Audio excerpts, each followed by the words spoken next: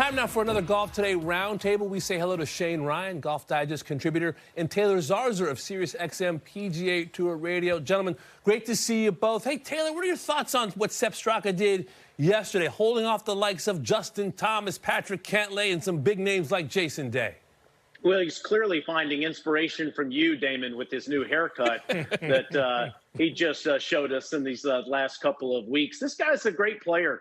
I know that once you get to this amount of wins on the PGA Tour, we start wondering, if he'll win a major championship. I know this. I wouldn't want to go up against him in the Ryder Cup. He might have the thickest Georgia accent of anybody on the PGA Tour, but he's a European Ryder Cup player, and he was obviously a couple of years ago in Italy, and I would expect him to be there at Bethpage Black. Again, you've got Dwayne Bach and Sepp Straka, about as American as it comes, the two of them, both being on the European Ryder Cup team again. Shane, as you look at a guy like Justin Thomas, who took second place, sole possession of it with some tailing off at the end there, when you look at Justin Thomas, I mean, look, he's had 2 top 3 finishes in his last 4 starts.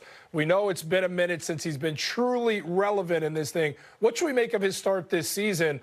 Albeit the field isn't rich with some of those massive names, but he's playing really good golf right now. Could this be a turnaround season for JT?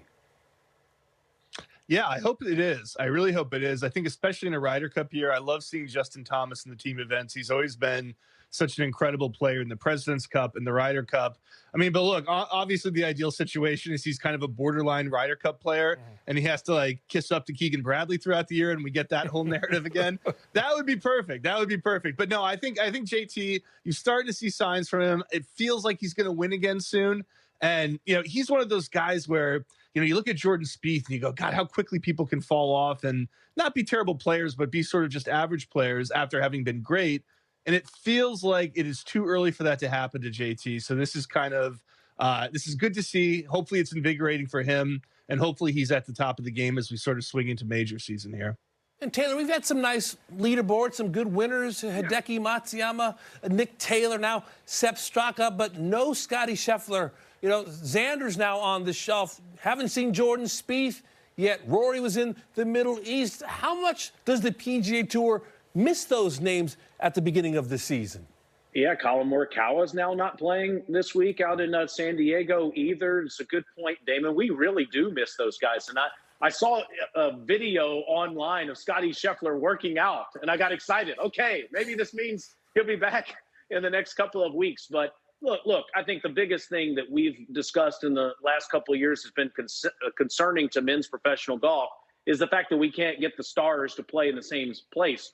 At minimum, we need the PGA Tour stars playing in their tournaments. And yes, I think in the weeks to come, hopefully we're going to get that. I would imagine when we have a signature event next week out at Pebble Beach, and then wherever the Genesis ends up being, that we'll see the majority of those best players on the PGA Tour playing. But yes, we need Scheffler out there. We need to see Xander Schauffele. A little concerned that we haven't seen him in the last couple of weeks with whatever is ailing him. Top 2 players in the game, both dealing with hopefully minor issues right now. And in the next few weeks, we certainly hope that they're back.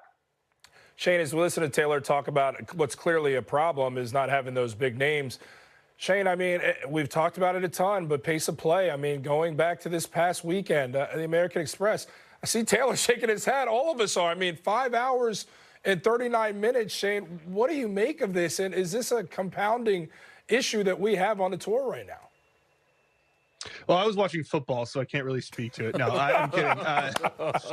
No, but actually, no, here's the thing. In May of 2023, so, almost 2 years ago now, I happened to be in the Wells Fargo when pace of play was this huge discussion, and the PGA Tour agreed to let me go around with Gary Young, who's the head rules official, and he explained everything to me. I wrote a piece on Digest for it. He made a pretty convincing argument that it's more difficult than people think to really improve things in that way.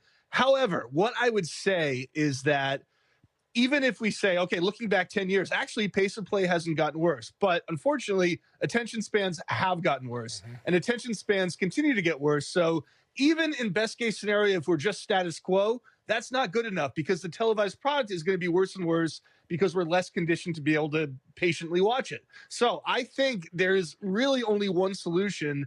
It is a difficult solution, but it's instituting a shot clock. We've seen the incredible effect it had on baseball. And yet baseball also provides a cautionary tale because while they have reduced their, the game time by like a half hour, they have still had trouble getting fans back to watching. So there is this phenomenon where if it goes on too long in a bad way and people are sort of conditioned to being like, well, just takes forever, it's not always easy to get them back, even if you fix it. So I'm of the mindset now that even though the players will complain, if you institute a shot clock like baseball did, like tennis did, there's going to be griping, but people are going to get used to it.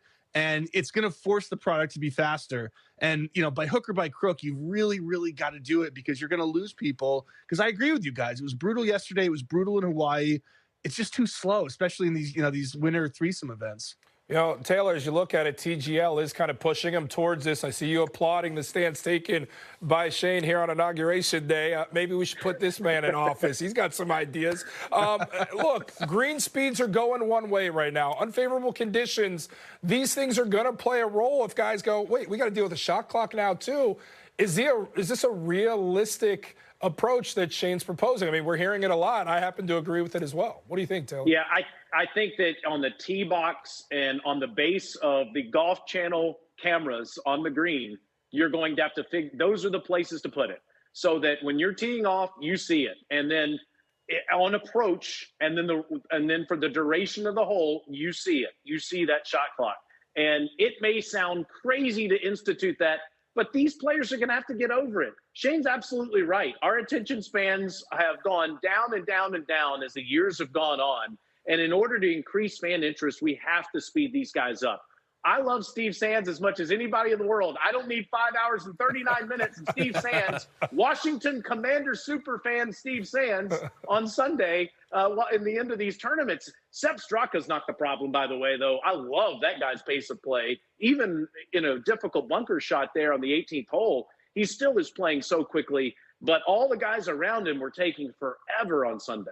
How good would a shot clock be at the Players' Championship on the final 3 holes? Put it on that tee box on the 17th. I want the shot clock there, and I want the heartbeat as well.